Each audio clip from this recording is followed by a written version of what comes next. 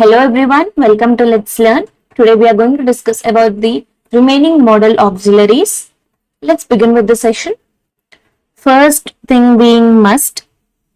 It is used when something is required or necessary. It expresses strong certainty or a personal decision.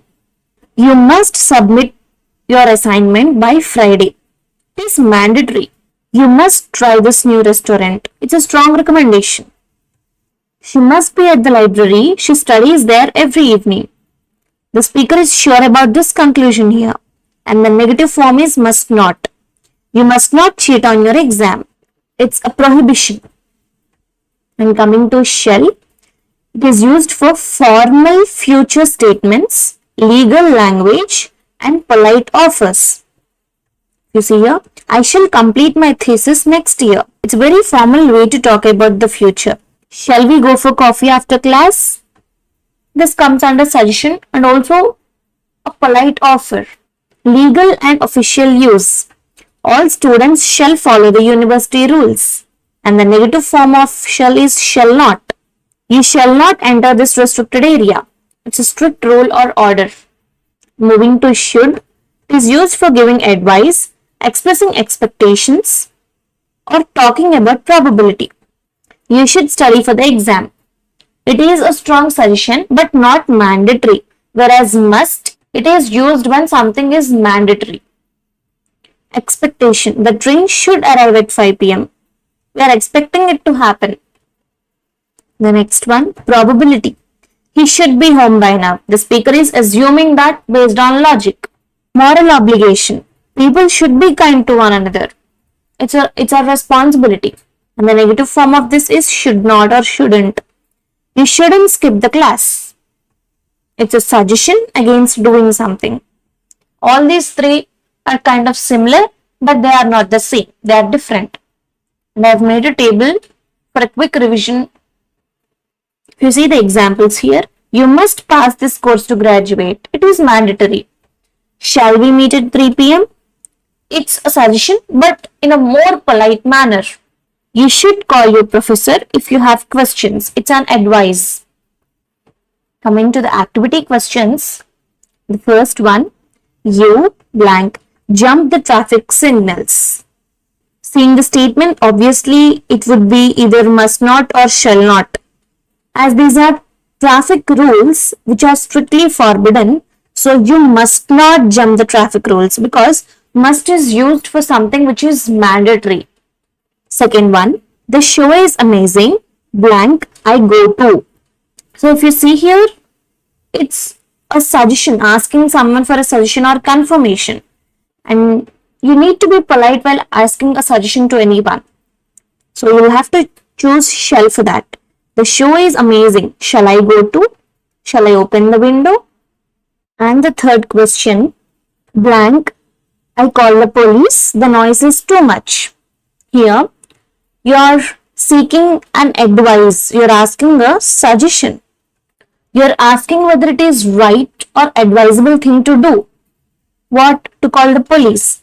So, the best option would be should. Should I call the police? The noise is too much.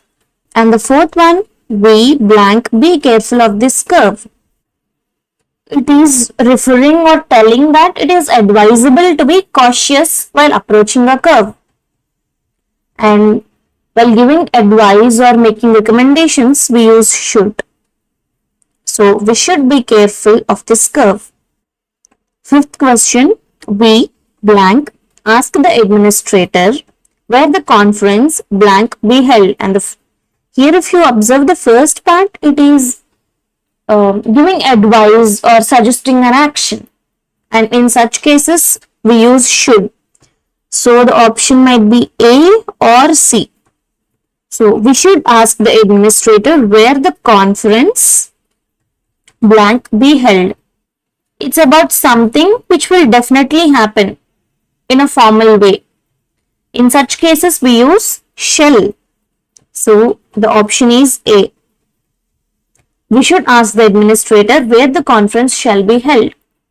So, I hope must, shall and should are clear to you all. Moving ahead to may and might. May.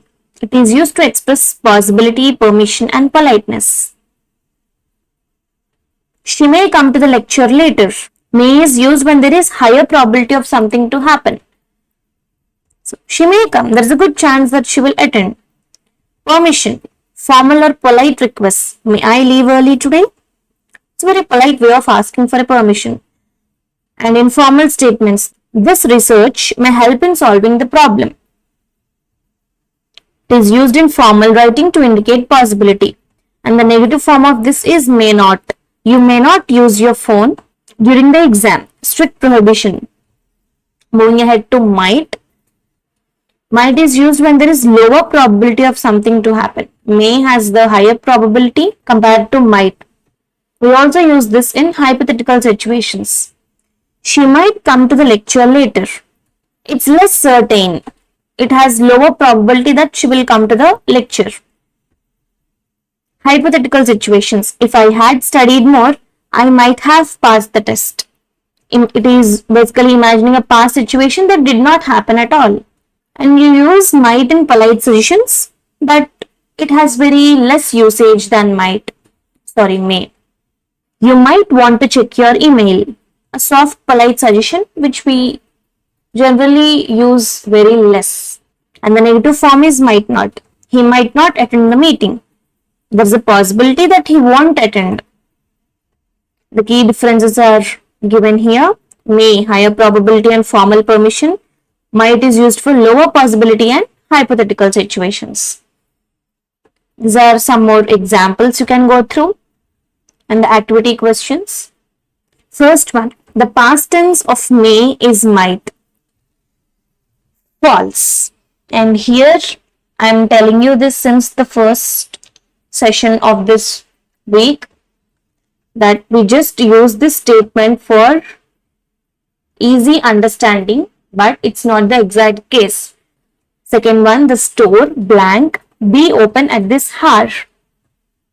May, might, both A and B.